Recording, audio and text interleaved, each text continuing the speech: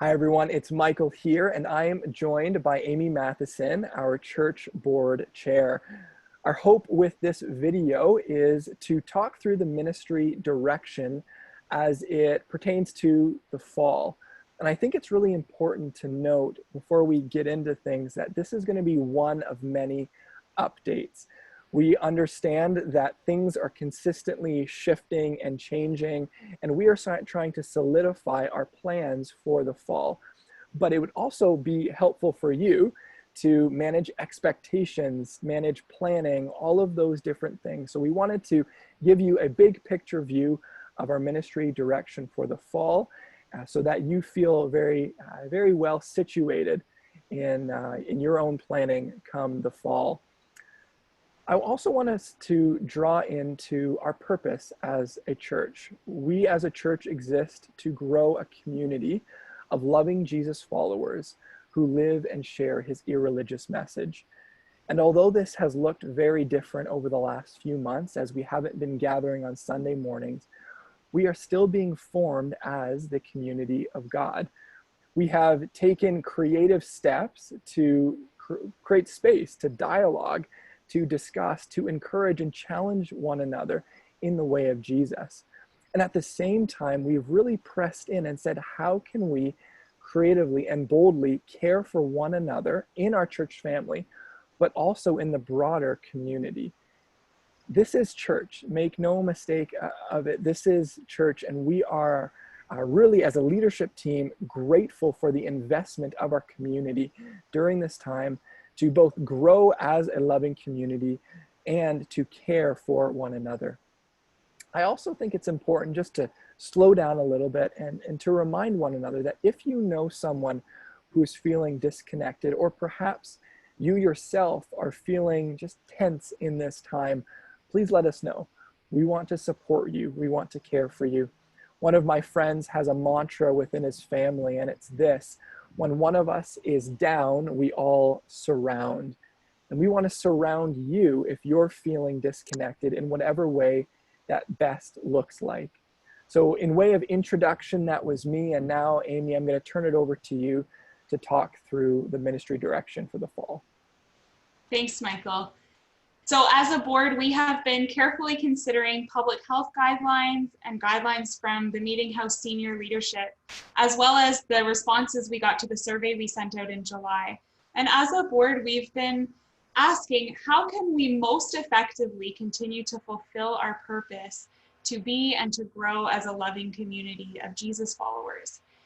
And we've decided the most effective way that we can fulfill this purpose right now is to intentionally plan and implement smaller in-person gatherings in addition to the online experiences. So to be clear, at this point, we are not planning for large indoor gatherings at the Gibson Center on Sunday mornings.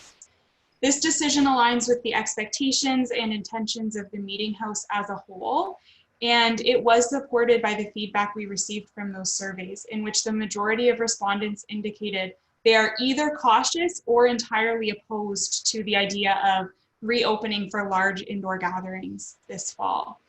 And in making this decision, we also considered logistical challenges, including for musical worship and for children's ministry, because these are two pillars of our Sunday morning experience. And at this time, both of them could not be happening. So for many people, the experience of Sunday morning would really just be a shell of what it has been in the past. But those considerations aside, we've also been thinking very seriously about our responsibility to make the most loving choices we can. If we choose to invest our resources and efforts back into planning large in-person Sunday morning gatherings, for one thing, we would be increasing our risk of spreading COVID-19 in the community. But also we would be effectively excluding some people from participating in the family life of our church. For those who are at greatest risk of COVID-19 because of age or health considerations, they would be forced to make risky decisions or else stay away altogether. And those who have children would also face extra difficulty engaging on Sunday mornings because of having to deal with their own childcare responsibilities. So if only a portion of our church family is able to confidently or meaningfully engage on Sunday mornings, then we are convinced it is more loving and more aligned with our purpose to intentionally invest in opportunities that have the potential to be more safe and more effective for more people. So if we are not gathering in large gatherings on Sunday mornings at the Gibson Center, then how can we continue to fulfill our purpose of being and growing as a loving community of Jesus followers? So Michael, I'm going to pass it back over to you for a bit. Thanks, Amy. And as I said in the onset, this is a big picture view, and so we are excited to share as things get unpacked for us on our end, what practically that would look like in terms of answering the question, what does spiritual formation look like? What does the life of the church look like come the fall? But what we do know is that we are committed to our discipleship journey and supporting people in their discipleship journey. I don't know if you remember this or not, the trust, grow, give, go together.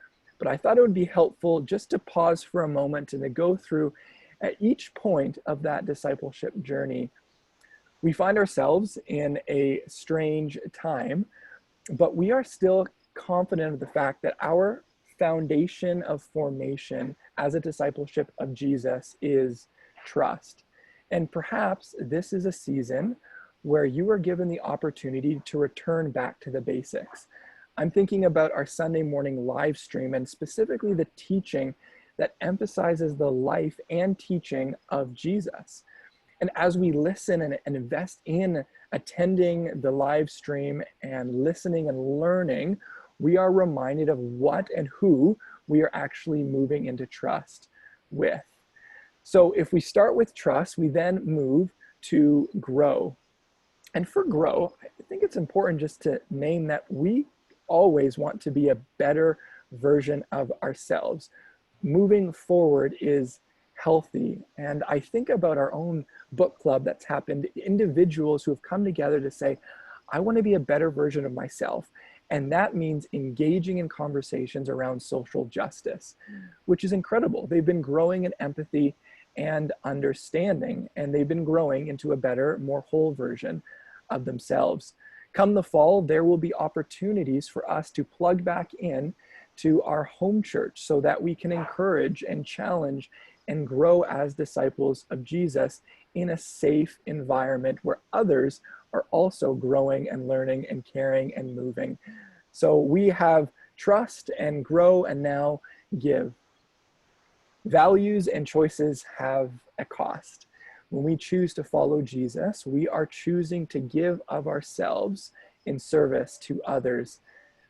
Through preparing meals for those in need, to calling and checking in with people that we haven't heard from in a while, to giving financially to the church and to our amazing local and global partners, we are choosing to reorient our way of life towards generosity. Moving on to go. We want to be open to the fact that doors might be opening. This is a strange time, and we don't know what's happening in the lives of our neighbors and our friends. They might be searching. They might be moving into the category of spiritually curious. And we want to be available if they are moving there to that category in order to share the irreligious message of Jesus. And so we always want on our radar this emphasis on go. And then to wrap us all up, we have together. Together means making a real life investment in doing life. It's an odd sentence, but here's my thought behind it. When I say real life, it means actually choosing to do it with our feet, with our hands, with our bodies, with our mouths. It's not signing a registration form and just hoping that it's going to happen, but it's truly investing, truly choosing to do life together, hand in hand. So we are confident that all of our plans when it comes to the fall and our ministry direction will not only help us in our discipleship journey, but will also impact others that we say, come alongside me as we follow the discipleship journey together. So Amy, I'll let you wrap things up now. Yeah, so we've shared a lot of information in this short video, but just to wrap up, I want to leave you with 2 next steps. So first, if you would like further conversation or clarification about the board's decision, I would certainly encourage you to reach out to us. You can contact Michael or me. Other members of the board would be happy to speak with you, and we'll put contact information in this week's newsletter so that you can connect with us. And I do want to acknowledge, for some of you hearing this update, this might be really disappointing for you. And even if you're just feeling disappointed, or if you're struggling with this news about the fall, I encourage you to reach out with us and share that with us too, because we are still the church and we still want to be connected with you and able to know how best to care for you at this time. So please don't hesitate to reach out to us. Secondly, I want to challenge you to think seriously about our purpose as a church. Remember, the Meeting House exists to grow loving communities of Jesus followers who live and share his irreligious message. So we are a loving community of Jesus followers. And when it comes to being a loving community, now is the time for you to think about how are you going to intentionally engage and commit and participate in the community life of the Meeting House Alliston. There are so many opportunities. Even just this past weekend, I was so encouraged to be together with members of our church family at the campfire. It was just a great experience. And last night I was at the book club. There are so many ways that we can get involved, and we'll continue to share information about that. But think about how you can be a part of our church community. And then when it comes to being a follower of Jesus, now is the time for you also to think about how will you continue to prioritize your own spiritual growth, even when we are not meeting on Sunday mornings for our large in-person gathering. And now finally, just to wrap it up, I want to say some thank yous. From the board, on behalf of the board, I want to thank Michael and Ruth for their tireless thought and efforts that they're putting into ministry considerations for the fall. I want to thank the care team for the many personal visits they've been making and meal schedules they've been monitoring and other behind the scenes work that they've been doing.